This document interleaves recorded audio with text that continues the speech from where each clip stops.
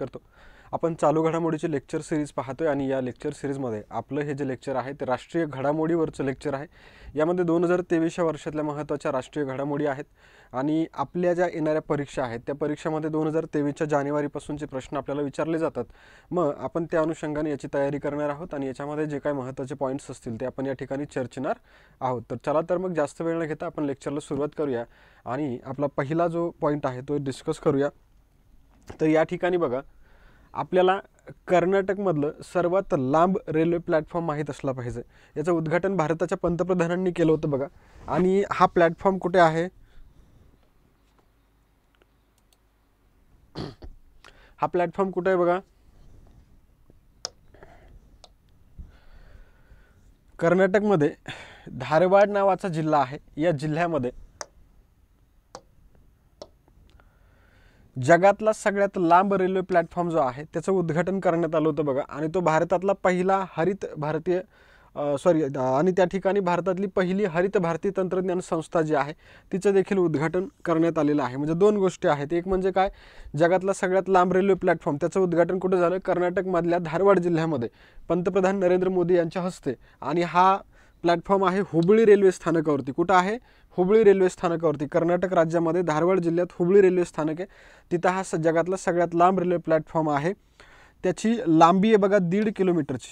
ही लांबी पाठ करून ठेवा, कारण लांबी विचारली जाणार. कारण सगळ्यात लांब आहे म्हटल्यावर मग तो किती लांब आहे हा कॉमन क्वेश्चन त्या ठिकाणी निर्माण होतो. तर तो क्वेश्चन आपल्याला माहीत असला पाहिजे. 1.5 किलोमीटरचा हा प्लॅटफॉर्म आहे.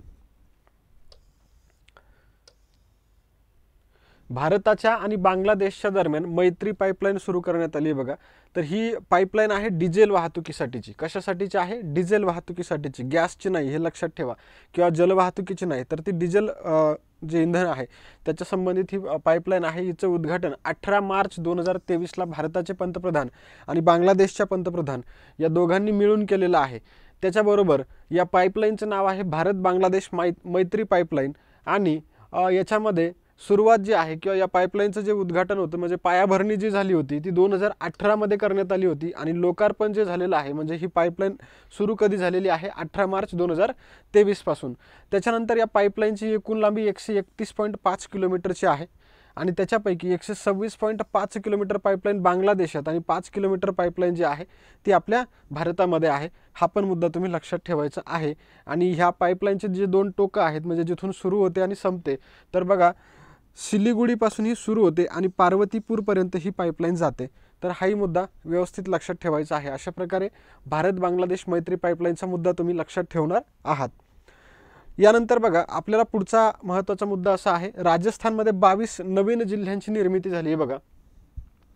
मग 2023 या वर्षामध्ये जे जिल्ह्यांची निर्मिती झाली त्याच्यामध्ये राजस्थान हे आघाडीवरती आहे. कारण राजस्थाननं सुरुवातीला 19 नवे जिल्हे निर्माण केले, त्याच्यानंतर परत 3 नवे जिल्हे निर्माण केले. असे मिळून त्यांचे एकूण टोटल जिल्हे किती झाले? 22 जिल्हे राजस्थानमध्ये नवीन निर्माण करण्यात आले. आणि त्याच्यामुळे आता राजस्थानमधल्या जिल्ह्यांची संख्या 53 झालेली आहे. पण त्याचबरोबर राजस्थाननं काय केलं? नवीन विभागांची देखील निर्मिती केलेली आहे. सुरुवातीला जे राजस्थानमध्ये विभाग होते त्याच्यामध्ये आता भर पडलेली आहे आणि आता विभागांची संख्या 10 एवढी झालेली आहे. किती झालेली आहे? राजस्थानमध्ये 10 विभागांची संख्या वाढलेली आहे आणि 53 जिल्ह्यांची संख्या झालेली आहे. सुरुवातीला जे जिल्हे निर्माण केले त्यांनी, तर त्याच्यामध्ये 19 जिल्ह्यांची जी निर्मिती झाली होती, तर मग पहिले 31 होते, 33 जिल्हे होते. 33 मधल्या 2 जिल्ह्यांचं विभाजन असं करण्यात आलं की ते जिल्हे रद्द करून त्याच्या जागी नवे जिल्हे निर्माण करून असे 19 जिल्हे त्यांनी निर्माण केले होते. नंतर परत त्यांनी 3 नवे जिल्हे असे मिळून टोटल 22 जिल्हे आणि आता ती संख्या झाली 53 वरती राजस्थानमध्ये. पुढचा भाग असा आहे, याच्या अगोदरचा जो जिल्ह्यांचा विस्तार होता राजस्थानचा तो बघा 2008 साली झाला होता. आणि त्याच्या आधी एकदा 2005 मध्ये देखील राजस्थाननं जिल्ह्यांची निर्मिती केली होती. आणि आता 2023 मध्ये म्हणजे 2005, 2008 आणि 2023 असं आत्तापर्यंतचं त्यांचं जिल्हे विभागणीचं आपण काय म्हणू शकतो घटना आहेत राजस्थानच्या. त्याच्याबरोबर आता राजस्थानमध्ये निवडणूक देखील झालेली आहे. मग या निवडणुकीमध्ये भारतीय जनता पक्ष त्या ठिकाणी विजेता ठरलाय. तोही भाग आपल्याला माहीत असला पाहिजे. राजस्थान, मध्य प्रदेश, छत्तीसगड या 3 राज्यामध्ये भारतीय जनता पक्षाचं सरकार त्या ठिकाणी येणार आहे. तेलंगणामध्ये राष्ट्रीय काँग्रेस पक्ष विजेता ठरलेला आहे, तिथे सर्वाधिक बहुमत राष्ट्रीय काँग्रेस पक्षाला आलंय. तर मिझोराममध्ये तिथला प्रादेशिक पक्ष आहे त्या पक्षाला बहुमत मिळालेलं आहे. हाही मुद्दा तुम्हाला माहीत असला पाहिजे. यानंतर बघा 2023 मधील राजस्थानमधला जिल्हे विस्तार जर बघितला तुम्ही तर 19 जिल्हे जे आहेत ते ऑगस्ट 2023 मध्ये निर्माण करण्यात आले आणि 3 नवीन विभाग त्यावेळी निर्माण करण्यात आले होते ऑगस्ट 2023 मध्ये. त्याच्यानंतर ऑक्टोबर 2023 मध्ये 3 नवीन जिल्ह्यांची निर्मिती करण्यात आली. ऑक्टोबर महिन्यामध्ये 2023च्या ऑक्टोबर महिन्यामध्ये 3 नवीन जिल्ह्यांची निर्मिती त्या ठिकाणी करण्यात आलेली आहे. आणि मग जे नवीन 3 विभाग आहेत, म्हणजे जे ऑगस्टमध्ये जे 3 नवीन विभाग निर्माण झाले होते 19 जिल्ह्यांच्या सोबत, तर त्या विभागामध्ये नावं लक्षात घ्या. बांसवाडा, पाली आणि सीकर अशा प्रकारचे 3 नवीन विभाग राजस्थानमध्ये ऑगस्ट 2023 मध्ये निर्माण करण्यात आले आणि ऑक्टोबरमध्ये 3 जिल्हे निर्माण करण्यात आले अजून एक्स्ट्रा, म्हणजे पहिले 19 आणि अजून 3 असे 22 झाले. आलं इथपर्यंत लक्षात. आता हे 22 जिल्ह्यांची यादी इकडे दिलेली आहे, ती तुम्ही नंतर पुस्तकातून किंवा PDF मधून वाचून घेऊ शकता. आणि यानंतर पुढचा महत्त्वाचा मुद्दा असा आहे आपल्याला, आपण ते गंगाविलास जे आहे त्याची एक फेरी तुम्हाला माहीत असली पाहिजे. त्यानंतर भारत आणि अमेरिका यांच्यामध्ये 5वा व्यावसायिक संवाद झाला होता बघा. तर याला भारताचे केंद्रीय वाणिज्य आणि उद्योग मंत्री पियुष गोयल जे आहेत ते उपस्थित होते आणि त्यांच्याबरोबर अमेरिकेच्या वाणिज्य मंत्री गिना रायमोंडो ह्या देखील याला उपस्थित होत्या या व्यावसायिक संवादाला. आणि त्याची आवृत्ती होती 5वी आणि हा नवी दिल्ली येथे पार पडलेला आहे. यावेळी भारताच्या आणि अमेरिकेच्या दरम्यान सेमीकंडक्टरच्या संबंधित एक करार झालेला आहे. तो करार देखील तुम्हाला माहीत असला पाहिजे. सेमीकंडक्टरच्या बाबतीतला करार कोणासोबत झाला, तर अमेरिकेच्या सोबत आपण तो केलेला आहे 5व्या व्यावसायिक संवादाच्या दरम्यान. त्याच्यामध्ये कोण कोण सहभागी होतं, तर पियुष गोयल आणि गिना रायमंडो या 2 व्यक्ती त्या ठिकाणी त्याच्यामध्ये सहभागी होत्या. वेगवेगळ्या त्यांच्या देशाचं ते प्रतिनिधित्व करत होते. म्हणजे अमेरिकेचं प्रतिनिधित्व कोणी केलं, गिना रायमंडो, आणि पियुष गोयल यांनी भारताचं प्रतिनिधित्व यामध्ये केलेलं आहे. चला, इथपर्यंतची गोष्ट क्लिअर असेल तुमची. आतापर्यंत जेवढं काही आपण बघितलंय, मैत्री पाईपलाईन असेल किंवा रेल्वे प्लॅटफॉर्म आहे जगातला सगळ्यात लांब, त्याच्यानंतर आता अमेरिका भारत यांच्यातला 5वा व्यावसायिक संवाद आपण बघितलाय. आणि आता आपण ऑस्ट्रेलिया भारत क्रिकेट मैत्री संबंध आहेत, याला 75 वर्ष पूर्ण झालीत, ही न्यूज आपण कव्हर करणार आहोत. तर भारताच्या आणि ऑस्ट्रेलियाच्या क्रिकेट संबंधांना यावर्षी 75 वर्ष पूर्ण झाल्याच्या निमित्तानं अहमदाबादला जे नरेंद्र मोदी स्टेडियम आहे त्या ठिकाणी हॉल ऑफ फेमचं उद्घाटन कोणाच्या हस्ते करण्यात आलं होतं, तर ऑस्ट्रेलियाचे पंतप्रधान अँथनी अल्बानीज आणि भारताचे पंतप्रधान नरेंद्र मोदी या दोघांच्या हस्ते त्याचं उद्घाटन करण्यात आलं होतं. एवढा मुद्दा तुम्ही लक्षात ठेवायचा आहे. तसंच आता ऑस्ट्रेलियाचा मुद्दा आला आहे, तर यावेळी जो विश्वकप भारतामध्ये झालेला आहे, ODI विश्वकप ICCचा, त्याच्यामध्ये विजेता ठरलेला संघ देखील ऑस्ट्रेलिया आहे. 6व्यांदा ICCच्या विश्वचषकाचं विजेतेपद ऑस्ट्रेलियाच्या संघाने मिळवलेलं आहे, हे पण तुम्हाला माहीत असलं पाहिजे. त्याच्यामध्ये आपला भारत उपविजेता ठरलेला आहे. नंतर पुढची न्यूज आहे बघा, पर्यटन नौका गंगाविलास हिची पहिली फेरी पूर्ण झाली. आणि ही जी गंगाविलास पर्यटन नौका आहे, तर हिनं 27 नद्यांच्या परिसंस्थेमधून 3200 किलोमीटर अंतर जे आहे ते पार केलेलं आहे. आणि हिचं जे उद्घाटन होतं, हिला जे हिरवा झेंडा दाखवला होता तो देखील भारताच्या पंतप्रधानांनी दाखवला होता, नरेंद्र मोदी यांनी. आणि ही जी नौका गेलेली आहे ज्या 2 स्थानकांच्या दरम्यान, म्हणजे ज्या 2 ठिकाणाच्या दरम्यान, त्याच्यामध्ये सुरुवात केली बघा वाराणसीवरून आणि आसाममधल्या दिब्रुगडपर्यंत ही गंगाविलास पर्यटन नौका जी आहे ती गेलेली आहे. आणि ही अशा प्रकारची जगातली सगळ्यात लांब नदी प्रवास करणारी पर्यटन नौका ठरलेली आहे.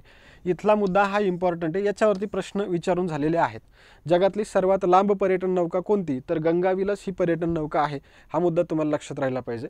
गंगाविलास पर्यटन नौका ही जगातली सगळ्यात लांब नदी प्रवास करणारी पर्यटन नौका आहे. तिनं वाराणसीवरून दिब्रुगडपर्यंत पर्यटन केलेलं आहे. चला, यानंतर पुढं राष्ट्रीय घडामोडीमधला महत्त्वाचा पॉईंट असा आहे बघा, याला काय झालं, आता 1 मिनिट थांबा.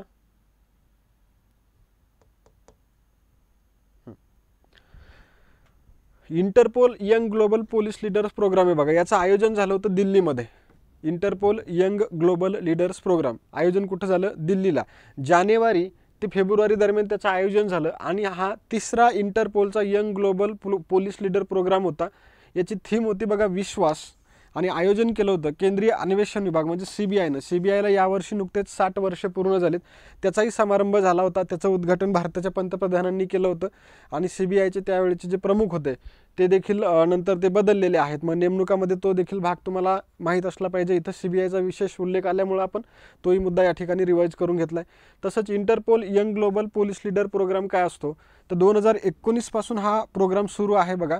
जो आश्वासक तरुण पोलीस अधिकाऱ्यांसाठी इंटरपोलचा फ्लॅगशिप कार्यक्रम आहे, तर हाही मुद्दा तुम्हाला माहीत असला पाहिजे Interpol young global police leaders प्रोग्रामच्या बाबतीमध्ये. इथपर्यंत तुमच्या सगळ्या गोष्टी क्लिअर असतील अशी अपेक्षा आहे. ठिकाण व्यवस्थित लक्षात ठेवा बघा, नवी दिल्लीला झालेला आहे 3रा Interpol young global police leaders programme. चला यानंतर पुढं महत्त्वाचा पॉईंट आहे 21 बेटांना परमवीर चक्र पुरस्कार विजेत्यांची नावं देण्यात आली. बघा आता 21 बेटांना कोणकोणत्या नावं देण्यात आली आणि का देण्यात आली, तर अंदमान आणि निकोबार बेट जे आहे इथलचे जे प्रमुख 21 बेटं आहेत त्या बेटांना आपले जे सुभाषचंद्र बोस आहेत स्वातंत्र्यवीर आपण म्हणू शकतो त्यांना, कारण भारताच्या स्वातंत्र्यामध्ये महत्त्वाचं योगदान सुभाषचंद्र बोस यांचं राहिलेलं आहे. आणि त्यांच्या जयंतीच्या दिवशी किंवा जन्मदिनाच्या दिवशी भारत सरकार पराक्रम दिवस साजरा करत असतं. आणि तो पराक्रम दिवस असतो बघा 23 जानेवारीला. कधी असतो? 23 जानेवारीला. लक्षात घ्यायचं, सुभाषचंद्र बोस यांचा जन्मदिन आपण पराक्रम दिन म्हणून साजरा करतो 23 जानेवारी रोजी. आणि या दिवसाची सुरुवात आपण 2021ला केलेली आहे. कधी केलेली आहे? 2021ला या दिवसाची सुरुवात आपण केलेली आहे. आणि याच दिवशी काय करण्यात आलं, तर अंदमान आणि निकोबार बेटावरचे जे प्रमुख 21 बेटं आहेत त्यांना परमवीर चक्र पुरस्कार विजेत्यांची नावं देण्यात आली.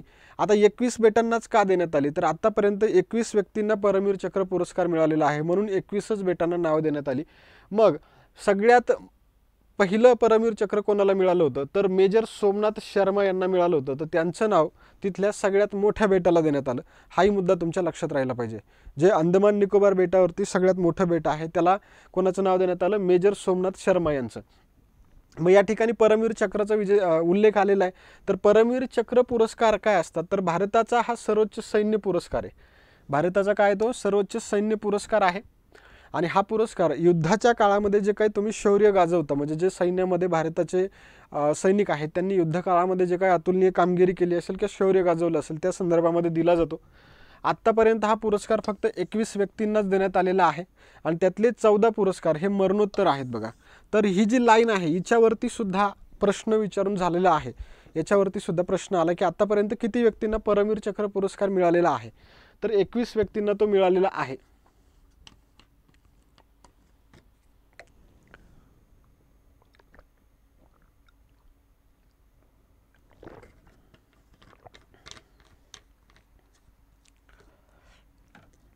यानंतर बघा पहिले परमवीर चक्र पुरस्कार विजेते कोण आहेत, तर मेजर सोमनाथ शर्मा आहेत. 1947 साली त्यांना हा पुरस्कार मिळाला होता नोव्हेंबरमध्ये.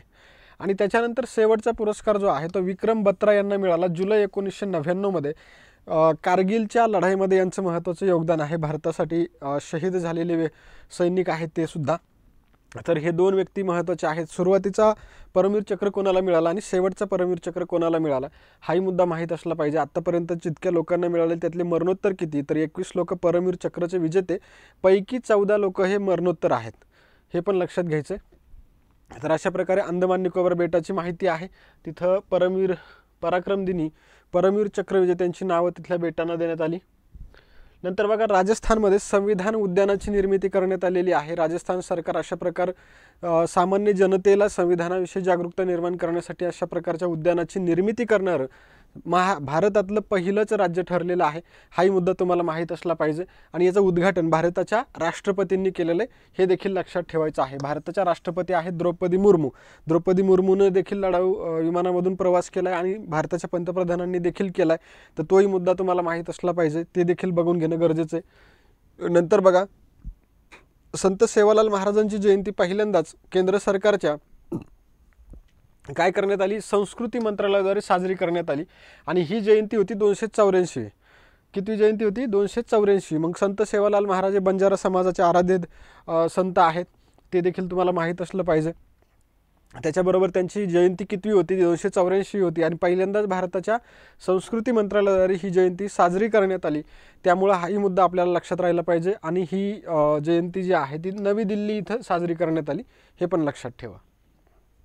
नंतर बघा 22व्या विधी आयोगाला मुदतवाढ देण्यात आली. मग 22वा विधी आयोग चर्चेत आलाय. तर हा जो विधी आयोग आहे त्याला 31 ऑगस्ट 2024 पर्यंत मुदतवाढ दिली. आणि त्याच्या अध्यक्षपदी असणारे व्यक्ती लक्षात ठेवा, त्यांचं नाव आहे ऋतुराज अवस्थी. काय नाव आहे त्यांचं? ऋतुराज अवस्थी. आणि याची स्थापना झाली 21 फेब्रुवारी 2020ला. मात्र याच्यातले सदस्यांच्या नियुक्त्या पुढं कोरोना संपल्याच्या नंतर करण्यात आल्या. हे देखील तुम्हाला लक्षात आलं पाहिजे. ऋतुराज अवस्थींच्या अध्यक्षतेखालचा 22वा कायदा आयोग आहे. ऑगस्ट 2024 पर्यंत त्याला मुदतवाढ दिली आहे. आणि याच्यामध्ये जे सदस्य आहेत ते 5 आहेत बघा. KT शंकरन, M करुणानिधी, आनंद पालीवाल आणि DP वर्मा तसंच राका आर्य हे लोक याच्यामध्ये सदस्य आहेत. कशामध्ये? 22व्या विधी आयोगामध्ये. आणि त्याच्यानंतर पुढचा मुद्दा येतो तो म्हणजे महाराष्ट्राच्या राज्यपालांच्या बाबतीमध्ये. महाराष्ट्राचे जे राज्यपाल आहेत रमेश बैस यांची महाराष्ट्रामध्ये जी नियुक्ती झाली, मग त्याच्याबाबतचे काही मुद्दे आहेत ते आपल्याला माहीत असले पाहिजे. महत्त्वाचा मुद्दा असा आहे की राज्यपालांनी जी शपथ घेतली ती मराठीमधून घेतलेली आहे आणि त्यांना शपथ देणारे व्यक्ती आहेत संजय गंगापूरवाला. त्यावेळेस ते प्रभारी मुख्य न्यायमूर्ती होते मुंबई उच्च न्यायालयाचे. तसंच राज्यपाल जे नियुक्त झाले रमेश बैस यांच्या आधी महाराष्ट्राचे राज्यपाल होते भगतसिंग कोश्यारी. त्यांनी राजीनामा दिला, त्याच्यानंतर मग रमेश बैस यांची नियुक्ती झाली. आता हे रमेश बैस जे आहे ते पूर्वीच्या मध्य प्रदेशमधल्या रायपूरमध्ये जन्म त्यांचा झालेला आहे. आता ते छत्तीसगडमध्ये आहे. तसंच ते भारतीय जनता पक्षाचे नेते आहेत. त्यांचं शालेय शिक्षण भोपाळला झालेलं आहे. त्यांच्यानंतर 78मध्ये ते रायपूरच्या नगरपालिकेमध्ये निवडून गेले. नंतर 80 ते 84 दरम्यान ते मध्य प्रदेश विधानसभेचे सदस्य होते. आणि पुढे चालून त्यांची निवड जी आहे ती लोकसभेवरती सुद्धा झाली. आणि त्यानंतर ते 7 वेळा लोकसभेचं त्यांनी प्रतिनिधित्व केलेलं आहे. आणि अशा प्रकारे आत्तापर्यंत एकही निवडणूक न हरलेले व्यक्ती म्हणून ते ओळखले जातात. आणि त्यानंतर मध्य प्रदेश भाजपचे ते उपाध्यक्ष देखील राहिलेले आहेत. आणि 2021 पासून ते झारखंडचे राज्यपाल होते. आणि त्याच्यानंतर त्यांची महाराष्ट्रामध्ये काय केली आहे नियुक्ती झालेली आहे महाराष्ट्राचे राज्यपाल म्हणून. बरं, हे झालं त्यांचा कार्यकाळ आणि त्यांची टाईमलाईन. इथं बघा त्यांनी कोणकोणत्या राज्याचं राज्यपालपद भूषवलेलं आहे. तर पहिल्यांदा त्यांनी त्रिपुराचं राज्यपालपद भूषवलं बघा. ते त्रिपुराचे 18वे राज्यपाल होते. नंतर त्यांनी झारखंडचं राज्यपालपद भूषवलं आणि मग महाराष्ट्राचे ते राज्यपाल बनलेले आहेत. त्रिपुरा, झारखंड आणि महाराष्ट्रापर्यंत आपल्याला माहिती लक्षात असली पाहिजे. पुढीलपैकी कोणत्या राज्याचे राज्यपाल नव्हते असा प्रश्न तुम्हाला जर कंबाईडला विचारला तर लक्षात राहिलं पाहिजे बा त्रिपुरा, झारखंड आणि महाराष्ट्र या 3 राज्याचे ते राज्यपाल आहेत, म्हणजे राहिलेले आहेत. आणि इतर राज्य जे बाहेरचं असेल गटाबाहेरचे ते तुम्हाला तिथे ओळखावं लागेल.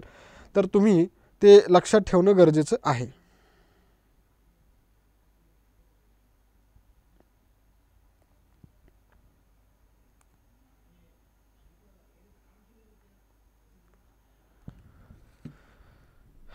चला, इथपर्यंत महाराष्ट्राच्या राज्यपालांची माहिती तुमच्या पाठ झाली असली पाहिजे.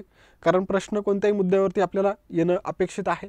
सगळे मुद्दे तुम्ही व्यवस्थितरित्या कव्हर करून घेतले पाहिजे. नंतर राष्ट्रीय घडामोडीमध्ये पुढचा महत्त्वाचा मुद्दा आहे बघा, Bharat Britain net zero innovation virtual सेंटरचा मुद्दा आहे. भारताच्या आणि ब्रिटनच्या दरम्यान net zero innovation virtual centre जे आहे ते तयार करण्याची योजना आखण्यात आलेली आहे. आणि औद्योगिक डिकार्बोनायझेशनवर काम करण्यासाठी दोन्ही देशातील भागधारकांना एकत्र आणण्यासाठी आणि पहिल्या UK भारत वैज्ञानिक खोल समुद्र प्रवासाची सुरुवात करण्यासाठी हे केंद्र जे आहे ते व्यासपीठ म्हणून कार्य करणार आहे. तर आपल्याला हे माहीत असलं पाहिजे की net zero innovation virtual centre जे आहे ते कोणत्या देशाच्या दरम्यान तयार केलं जात आहे असा प्रश्न तुम्हाला येऊ शकतो. मग तिथं आपल्याला माहीत असलं पाहिजे भारताच्या आणि ब्रिटनच्या दरम्यान ते होणार आहे. मग तिथं काय केलं जाईल, एक देश दिला जाईल. भारत कोणत्या देशाबरोबर अशा प्रकारचं सेंटर निर्माण करतोय तर मग ते ब्रिटनसोबत असं पण तुम्हाला विचारलं जातं. तर तशाही पद्धतीने ते लक्षात ठेवा. चला, यानंतर बघा ऑपरेशन कावेरी. आता ऑपरेशन कावेरीच्या बाबतचे काय काय मुद्दे आहेत तर लष्कर आणि निमलष्कर यांच्यामध्ये संघर्ष पेटला होता सुदान या देशामध्ये. मग या देशामध्ये जे भारतीय नागरिक अडकलेले आहेत त्यांना आपल्याला बाहेर आणायचं होतं, म्हणजे आपल्या भारतामध्ये परत आणायचं होतं. त्याच्यासाठी भारताने एक ऑपरेशन राबवलं आणि त्याला नाव दिलं ऑपरेशन कावेरी.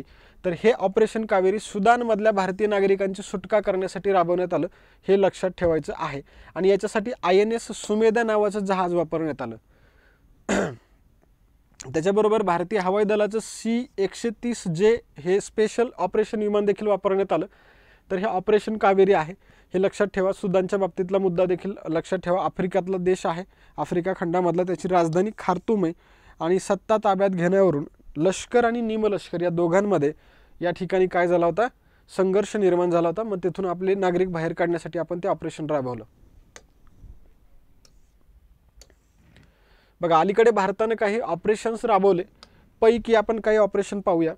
समुद्र सेतू नावाचं ऑपरेशन आपण 2020 मध्ये राबवलं. कोविडच्या दरम्यान जे लोक बाहेर देशामध्ये अडकले होते, म्हणजे भारताचे जे नागरिक होते बाहेर अडकलेले, यांना बाहेर आणण्यासाठी आपण ते ऑपरेशन राबवलं. काय नाव होतं त्याचं, तर समुद्र सेतू नावाचं ऑपरेशन होतं आणि हे नौदलाद्वारे राबवण्यात आलं. नंतर वंदे भारत ऑपरेशन राबवलं पुन्हा त्याच वर्षी, ते देखील कोविड दरम्यानचे जे भारताचे नागरिक आहेत बाहेर अडकलेले, ते कोविड दरम्यान अडकले होते, तर मग त्यांना आणण्यासाठी राबवलं हे.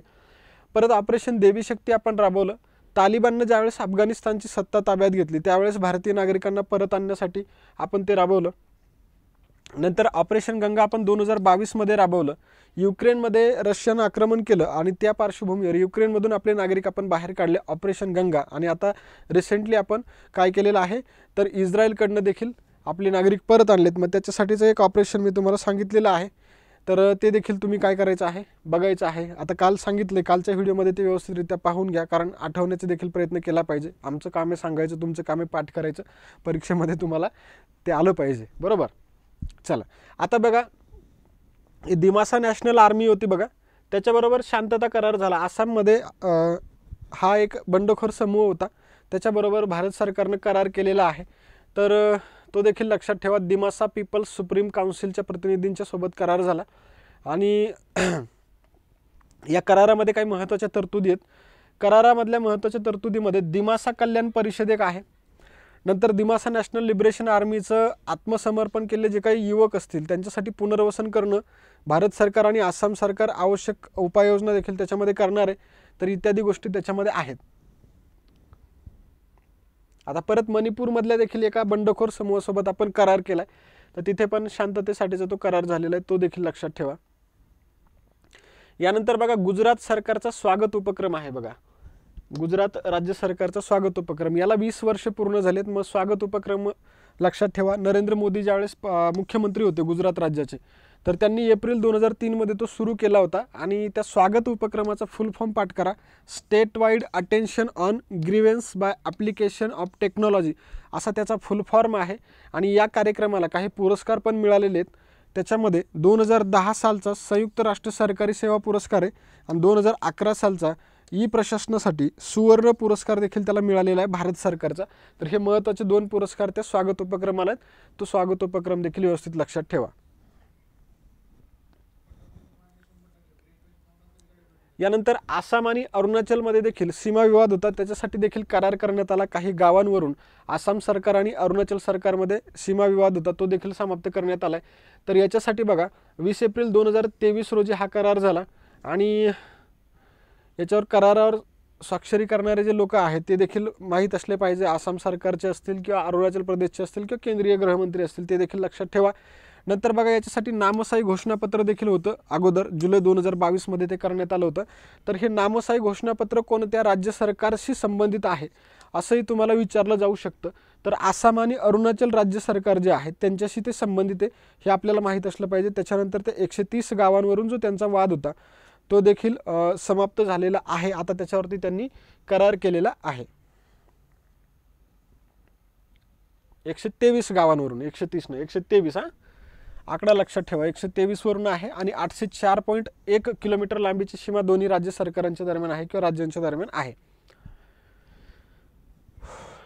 त्यानंतर बघा राष्ट्रपती द्रौपदी मुर्मू यांनी MKI-30 या विमानामधून प्रवास केला होता बघा. तर ते विमान देखील माहीत असलं पाहिजे. अशा प्रकारच्या त्या प्रवास करणाऱ्या महिला राष्ट्रपतींमध्ये दुसऱ्या महिला ठरल्या, कारण प्रतिभाताई पाटील यांनी देखील त्याच्यामध्ये प्रवास केला होता. आणि राष्ट्रपतींची यादी देखील इथं दिलेली आहे. आसाममध्ये तेजपूर नावाचं ठिकाण आहे, तिथनं यांनी उड्डाण केलं होतं बघा.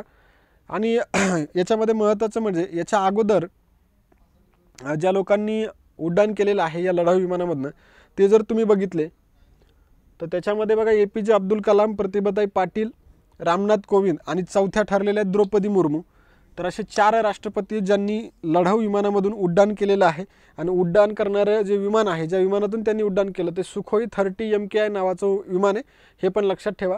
वर्ष 2006, 2009, 2021 आणि 2023 साली त्यांनी उड्डाणं केलेली आहेत. APJ अब्दुल कलाम हे पहिल्यांदा, त्याच्यानंतर प्रतिभाताई पाटील, त्याच्यानंतर रामनाथ कोविंद आणि मग द्रौपदी मुर्मू. अशा प्रकारे हा क्रम जो आहे तो देखील तुम्ही लक्षात ठेवायचा आहे. आणि हे जे विमान उडवलं म्हणजे जे पायलट होते ते होते नवीन कुमार, द्रौपदी मुर्मू यांच्या विमानाचे पायलट, लक्षात ठेवा. चला पुढे आलो आपण तर केंद्रीय अन्वेषण विभागाचा हीरक महोत्सव. आता CBIचा हीरक महोत्सव 16 यावर्षी पार पडलाय बघा. तुम्हाला मी सांगितलं CBIला 60 वर्ष पूर्ण झालीत, मग त्याच्या निमित्तानं हा सोहळा जो आहे तो पार पडलेला आहे. CBI जी आहे ती 1963 साली स्थापन झाली होती, 1 एप्रिल 1963ला, आणि तिची स्थापना गृह मंत्रालयाच्या ठरावानुसार करण्यात आली होती. आणि याच CBIला आता 60 वर्ष पूर्ण झालेत.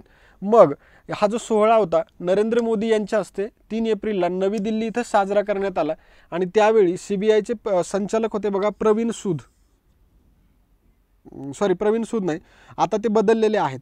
त्याच्यानंतर प्रवीण सूद यांची नियुक्ती झालेली हे लक्षात घ्यायचं आहे, बरोबर. ते अगोदर जयस्वाल नावाचे व्यक्ती होते, आता ते बदलले, त्यांच्या जागी आता प्रवीण सूद आलेत मे 2023 पासून. नंतर इथे महत्त्वाचा मुद्दा असा आहे, यावेळी पंतप्रधानांनी शिलाँग, पुणे आणि नागपूर या ठिकाणी CBIचा नवनिर्मित कार्यालय संकुलाचं देखील उद्घाटन केलेलं आहे. तर हे पण मुद्दे तुम्ही लक्षात ठेवणं गरजेचं आहे. आणि CBIच्या बद्दल बाकी बेसिक माहिती व्यवस्थित पाठ करून घ्या. त्याच्यामध्ये भारतातली ती प्रमुख तपास संस्था आहे, मुख्यालय दिल्लीला आहे आणि स्थापना वर्ष तारखेसहित पाठ करणं गरजेचं आहे. चला पुढे आपण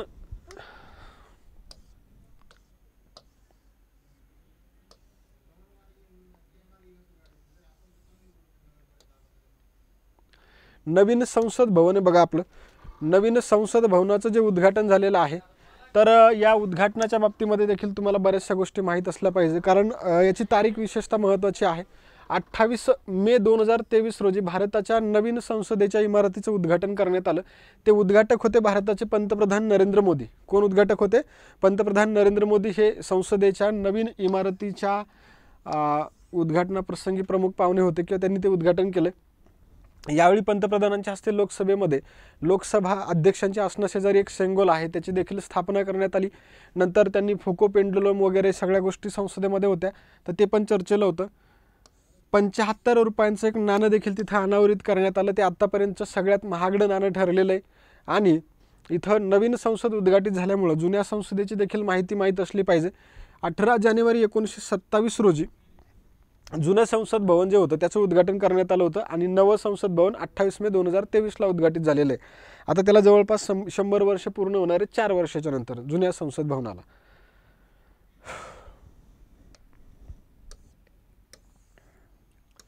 आता हे संसद भवन जे आहे ते सेंट्रल व्हिस्टा प्रोजेक्टचा भाग आहे, तेही माहीत असलं पाहिजे. त्याच्यामध्ये बऱ्याचशा गोष्टींचा समावेश होतो.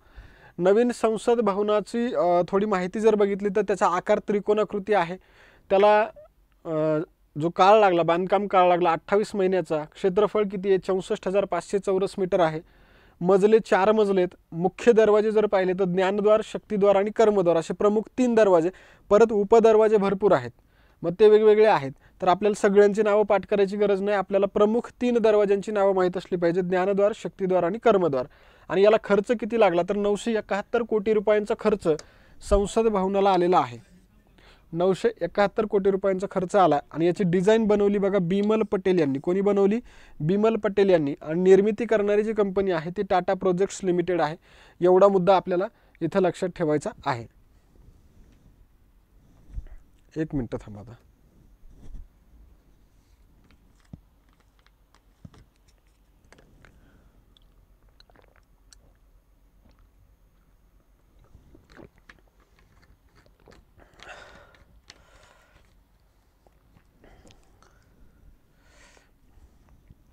चला यानंतर आपण पुढच्या मुद्द्याकडे जाऊया. संसदेचं जे भूमिपूजन झालं होतं ते कधी झालं होतं तर 10 डिसेंबर 2020ला संसदेचं भूमिपूजन झालं आणि उद्घाटन झालं बघा 28 मे 2023ला. संसदेचं उद्घाटन कधी झालं? 28 मे 2023ला आणि भूमिपूजन 10 डिसेंबर 2023ला झालं. आणि संसदेमध्ये सध्याची जी आसन क्षमता आहे त्याच्यात बदल झाला आहे बघा. कारण आता सदस्य संख्या जी आहे ती वाढणार आहे. मग त्याच्यामध्ये काय काय बदल आहे? राज्यसभेमधली आसन क्षमता 384 झाली, लोकसभेची 888. ही क्षमता पाठ करून घ्या कारण याच्यावरती प्रश्न येत आहेत. संयुक्त बैठक 1272 ही सध्याची आसन क्षमता आहे. लोकसभेची थीम आहे मोर आणि राज्यसभेची थीम आहे कमळ. जुन्या संसदेची नव्या संसदेची तुलना दिलेली आहे खाली, तर ती तुम्ही व्यवस्थित वाचून घ्या. याच्यामध्ये काय काय फरक आहे तो. फुको पेंडुलम आहेत ते देखील बसवण्यात आले, त्याच्याबद्दलचा मुद्दा होता. नंतर हे 75 रुपयाचं नाणं आहे, त्याचे काही वैशिष्ट्य होती, ही पण बऱ्याचदा आपण चर्चेला घेतलेली आहे. त्याचा व्यास 44 मीटर आहे. त्याच्यामध्ये वेगवेगळ्या प्रकारचे धातू आहेत. चांदीचा अर्धा हिस्सा आहे, त्याच्यामध्ये 50% चांदी आहे आणि इतर धातूंमध्ये तांब 40%, निकेल 5% आणि जस्त 5% आहे. अशा प्रकारे त्याच्यातल्या धातूंची संख्या जे प्रमाण आहे ते देखील आहे. नंतर नाण्याच्या एका बाजूला हे सगळं इथं चित्रातच दिसते तुम्हाला, मग खाली वाचायची गरज नाही. वरचं तुम्ही व्यवस्थित लक्षात ठेवलं तरी तुम्हाला राज्यसेवेसाठी ते काम धकून जाईल. कारण राज्यसेवेला मागे एकदा अशा प्रकारचा प्रश्न आला होता की नाण्याच्या बाबतची माहिती विचारली होती, म्हणून तुम्हाला हे नाणं फोकस करणं गरजेचं आहे, त्याच्यावरती काय काय कसं कसं आहे. तर चला, सेंगोलच्या बाबतचे मुद्दे व्यवस्थित बघून घ्या. तामिळनाडूमधून तो आणले, त्याला बाकी तामिळनाडूच्या जे चोल साम्राज्य आहे त्याच्याशी त्या सेंगोलचा संबंध येतो. तर ते सगळ्या गोष्टी तुम्ही बघून घेणं गरजेचं आहे. आता ते बऱ्याच वेळा सांगून झाले, आता परत परत त्या गोष्टी सांगून वेळ नाही घालायचा आपल्याला पटापटा कामं आवरायची. आता सेंगोलचा अर्थ लक्षात घ्या फक्त. सेंगोलचा अर्थ आहे बघा, नीतिपरायणता. काय अर्थ आहे त्याचा? नीतिपरायणता असा सेंगोलचा अर्थ आहे. आणि तो सोनेरी आहे, त्याच्यावर शीर्षस्थानी हातानं कोरलेला नंदी आहे. नंतर दक्षिणेतलं चोल साम्राज्य त्याच्याशी संबंधित आहे. तो चोल साम्राज्यामध्ये सत्तेचं हस्तांतरण करत असताना सेंगोल दिला जायचा, तर तोही त्याच्याशी संदर्भ आहे. नंतर जपानमध्ये महात्मा गांधींचा पुतळा त्याचं अनावरण करण्यात आलं पंतप्रधानांच्या हस्ते, कारण पंतप्रधान तिकडे एका परिषदेच्या निमित्तानं गेले होते आणि त्यांनी हिरोशिमा शहरामध्ये या पुतळ्याचं अनावरण केलेलं आहे. हा पुतळा जो आहे तो अर्धाकृती आहे आणि याची जी उंची आहे ती 42 इंच एवढी आहे. तसंच याची निर्मिती करणारे शिल्पकार आहेत रामजी सुतार किंवा रामसुतार, त्याची निर्मिती करणारे शिल्पकार आहेत, ते पण लक्षात ठेवा.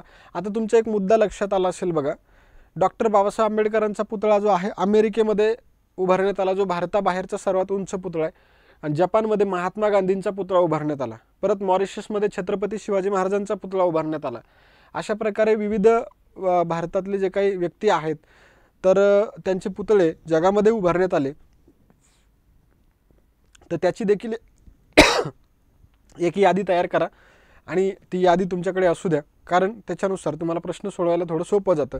करंट अफेअर जे आहे, जेवढं तुम्ही त्याला विभागणी कराल, जेवढं त्याची वेगवेगळे गट कराल, तेवढा तुमच्यासाठी तो फायद्याचा विषय ठरतो. आणि आयोग देखील आपल्याला अशा प्रकारे प्रश्न घेत असतो की सगळं एकत्रित करून मग त्याचा सारांश काय होतो आणि त्याच्यावरून काय प्रश्न बनतो, अशा प्रकारे प्रश्न बनवण्याची आयोगाची एक स्किल आहे. तर आपण ती स्किल काय केली पाहिजे, हस्तगत केली पाहिजे. चला, आता बैलगाडा शर्यतीला सर्वोच्च न्यायालयाने परवानगी दिली बघा. बैलगाडा शर्यतीला परवानगी कधी दिली असा डायरेक्ट प्रश्न येऊ शकतो. तर 18 मे 2023ला तो निकाल जो आहे तो देण्यात आलेला आहे. आणि त्याच्यामध्ये महाराष्ट्रातली बैलगाडा शर्यत, तामिळनाडूमधला जल्लीकट्टू आणि कर्नाटकमधलं कंबाला या खेळांना परमिशन देण्यात आली. आणि याच्यासाठी जे खंडपीठ होतं त्याचे प्रमुख होते न्यायमूर्ती के.एल. जोसेफ. याच्यासाठी जे खंडपीठ होते त्याचे कोण प्रमुख होते? न्यायमूर्ती के.एल. जोसेफ. त्यांच्या नेतृत्वाखाली 5 सदस्यीय संविधानाच्या पीठानं हा निर्णय दिलेला आहे. अन्य सदस्यामध्ये अजय रस्तोगी, अनिरुद्ध बोस, ऋषिकेश रॉय आणि सी.टी. रविकुमार या लोकांचा समावेश होता. तर हे पण तुम्हाला माहीत असलं पाहिजे. ते संविधानाचं पीठ किंवा ते घटनापीठ जे आहे, घटनापीठ म्हणतो की आपण त्याला एक सर्वोच्च न्यायालयाचं जे काही निकाल देणारं खंडपीठ जे आहे त्याच्यातले प्रमुख आणि सदस्य विचारलेले आहेत आत्तापर्यंतच्या काही परीक्षामध्ये, म्हणून तुम्हाला ते पाठ करावं लागतात कोण कोण त्याच्यामध्ये आहे. तर चला, यानंतर आहे बघा, आरोग्य संशोधन विभाग आणि WHO यांच्यातील कराराला मान्यता मिळालेली आहे. तर केंद्रीय मंत्रिमंडळाच्या बैठकीमध्ये या कराराला मान्यता देण्यात आलेली आहे. तर तेवढंच याच्यामध्ये आहे, बाकी जास्त गोष्टी नाही आहेत.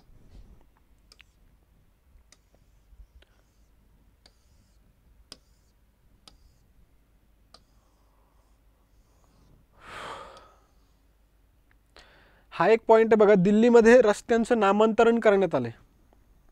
मग त्याच्यामध्ये काही रस्त्यांना काय काय नावं देण्यात आली ती पण तुम्हाला माहीत असली पाहिजे.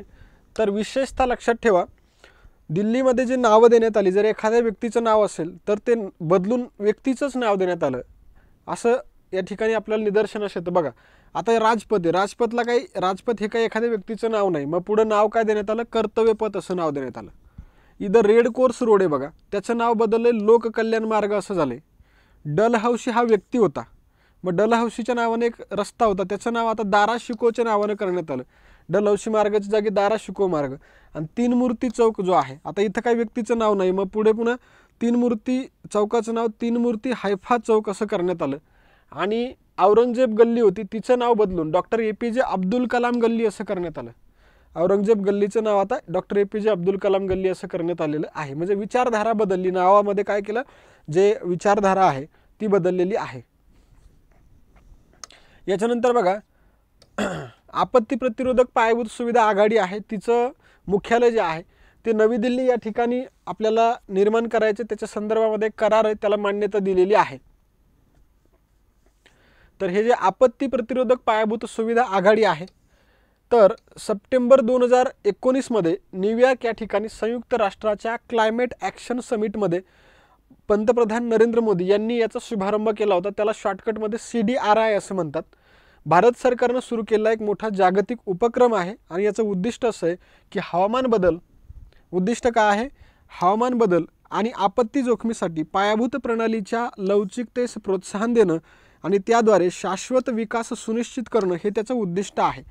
तर हवामान आणि आपत्ती जोखमीसाठी पायाभूत प्रणालीच्या लवचिकतेला प्रोत्साहन देणं आणि त्याच्याद्वारे शाश्वत विकास सुनिश्चित करणं हे तुम्ही लक्षात ठेवणं गरजेचं आहे. तर अशा प्रकारे CDRIचे देखील मुद्दा आहे, त्याचं मुख्यालय दिल्लीला उभारलं जाणार आहे, हे लक्षात ठेवा. याच्यामध्ये आतापर्यंत 31 देश, 6 आंतरराष्ट्रीय संघटना आणि 2 खाजगी क्षेत्रातील संस्था ज्या आहेत त्या सदस्य बनलेल्या आहेत आपत्ती पायाभूत सुविधा याच्यामध्ये, बरोबर. त्याच्यानंतर बघा भारताच्या पंतप्रधानांनी दौरा केला होता इजिप्तचा, तो दौरा देखील तुम्हाला चांगल्या प्रकारे माहीत असला पाहिजे. इजिप्तला भारताचे पंतप्रधान गेले होते आणि त्यावेळेस त्यांनी 2 देशांचे दौरे केले, एक म्हणजे अमेरिका आणि दुसरा म्हणजे इजिप्त. कोणकोणत्या देशांचे दौरे केले, अमेरिका आणि इजिप्त.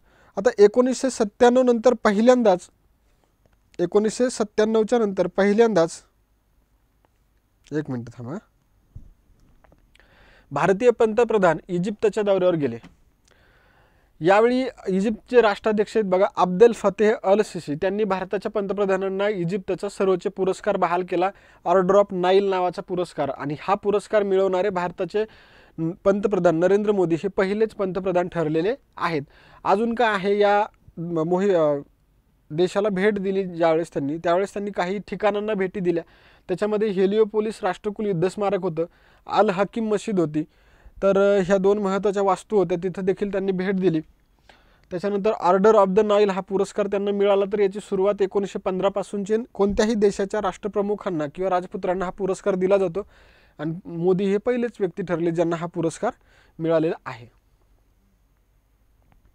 नंतर बघा पंतप्रधान नरेंद्र मोदी यांनी बायडन दाम्पत्याला काही भेटवस्तू दिली होती, चंदनाची पेटी, ती खूप गाजली होती. मग त्या चंदनाच्या पेटीमध्ये काही प्रोडक्ट होते, कुठले कुठले होते बघा. त्यांनी सुरत इथं निर्माण केलेला एक हिरा देखील दिला होता, ग्रीन कॅरेट म्हणतात त्याला, 7.5 कॅरेटचा होता तो, ग्रीन डायमंड म्हणतात त्याला. आणि चंदनाची पेटी दिली होती. या पेटीमध्ये महाराष्ट्राचा गूळ होता, म्हणजे 10 पदार्थ होते, वेगवेगळे छोटे छोटे बॉक्स होते, त्याच्यात वेगवेगळे पदार्थ होते.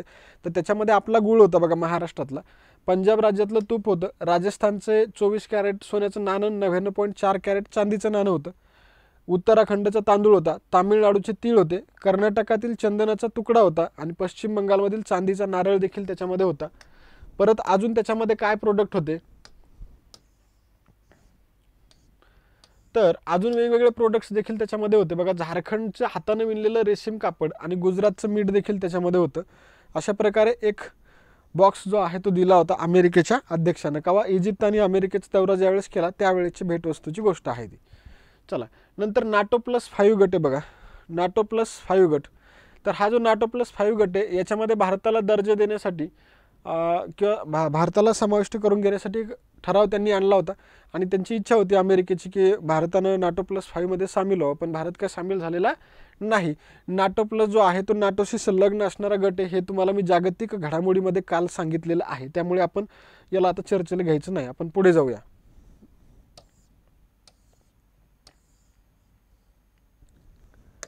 भारताच्या राष्ट्रपती द्रौपदी मुर्मू सुरिनामच्या दौऱ्यावरती गेले होते बघा, आणि या दौऱ्याच्या वेळी त्यांना देखील सुरिनाम या देशानं सर्वोच्च पुरस्कार दिला.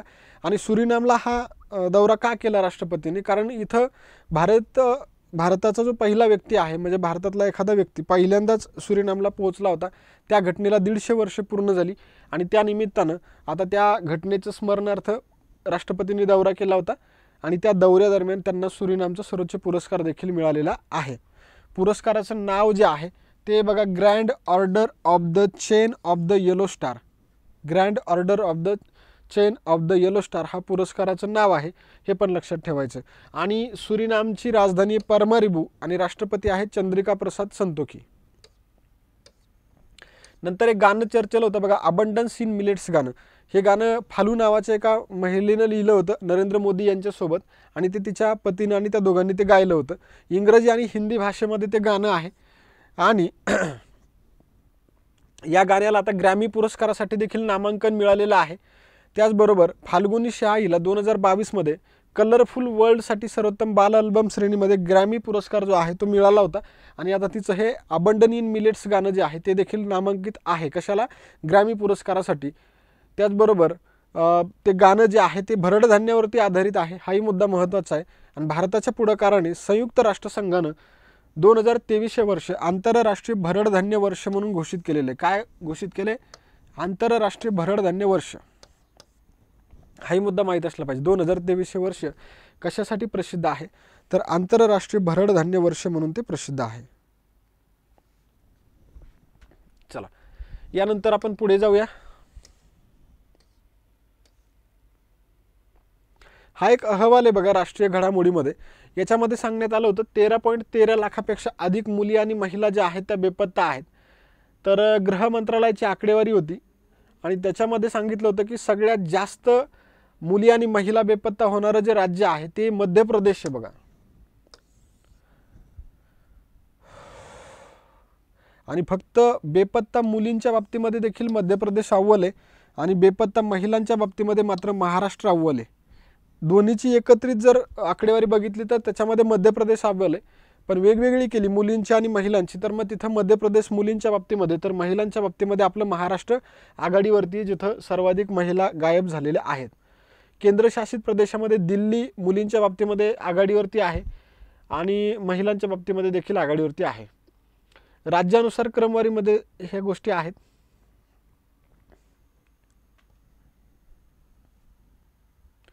यानंतर बघा, भारतानं इंडिया स्टॅक सामायिक करण्याबाबत पापुआ न्यू गिनीसोबत सामंजस्य करार केला होता. हा करार पुणे या ठिकाणी 12 आणि 13 जून 2023 रोजी पहिली जागतिक DPI शिखर परिषद आयोजित करण्यात आली होती बघा. आणि या परिषदेमध्ये या काही निर्णय घेण्यात आले होते. त्याचा पाठपुरावा म्हणून भारतानं पापुआ न्यू गिनीसोबत इंडिया स्टॅक म्हणजेच लोकसंख्येच्या प्रमाणामध्ये अंमलात आणलेले यशस्वी डिजिटल उपाय जे आहेत ते सामायिक करण्यासाठी 28 जुलै 2023ला दिल्लीमध्ये हा करार जो आहे तो केलेला आहे बघा. पहिली जागतिक DPI परिषद कुठं झाली? पुण्याला झाली. हा मुद्दा लक्षात घेणं गरजेचं आहे. आणि त्याच परिषदेमधला तो निर्णय होता, पुढे अंमलबजावणी दिल्लीमध्ये झाली जुलै महिन्यामध्ये. हा मुद्दा तुम्ही व्यवस्थित लक्षात ठेवणार आहात. चला, यानंतर पुढच्या मुद्द्याकडे आपण येऊया. पंतप्रधान नरेंद्र मोदी यांच्या हस्ते विविध प्रकल्पांचं लोकार्पण करण्यात आलं बघा.